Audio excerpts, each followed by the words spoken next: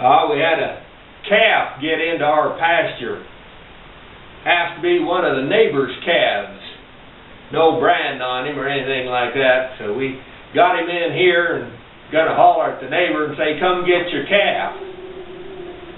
Again, it ain't finders, keepers, losers, weepers out here on the prairie. No question.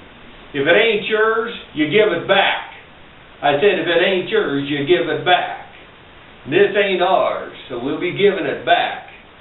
Gotta help out the neighbors just as they'd help out us. And you city folk, you'd learn the same thing and do the same thing, you'd all be better off. Because there's a right way and a wrong way to do things.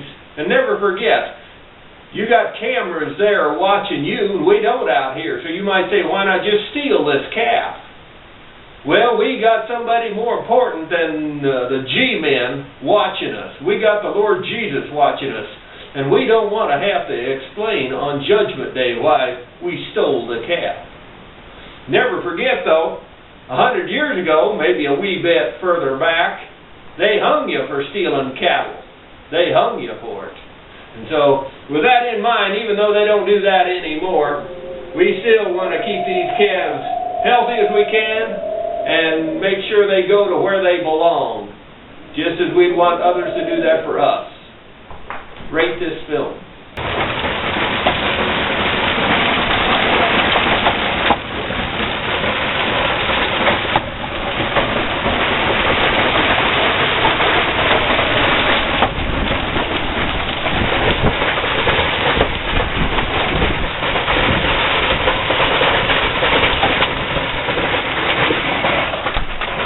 100 years ago, the men would come down to the river, Republican River, and they'd cut out blocks of ice.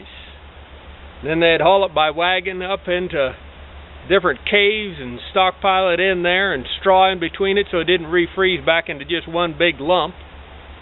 And they would build up enough ice that it would get through most of the summer. I kid you not. Hard physical labor, you bet.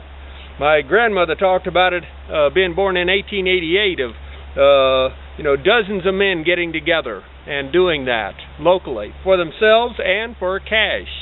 They were selling blocks of ice. No electricity, but everybody had an ice box. You'd put that in there, then you could stock your food in there and it'd be safe, just as the refrigerator is today, keeping your food fresher and safer to eat. So needless to say, that's what they did. And even my folks talked about in the Depression, when there was just almost no money to be had, cutting blocks of ice, because there were still more than a few ice boxes around back then. And that was one of the ways they made cash money when they were young. And maybe in the future, your children or grandchildren may be reverted back to this and being able to make a few bucks. So remind them of it and let them just put it in the back of their mind. They may never need that information, but if they do, if the government decides that 50% of the taxes that are taxed income isn't enough to take away from you, that they'll want 100% of what you make, and you have to live just simply off of what you can produce or raise or grow yourself, here's some of the options that you can do if you have to live without money, so that, again, the G-men can eat lobster and build giant castles like the one they just built in McCook. Rate this film.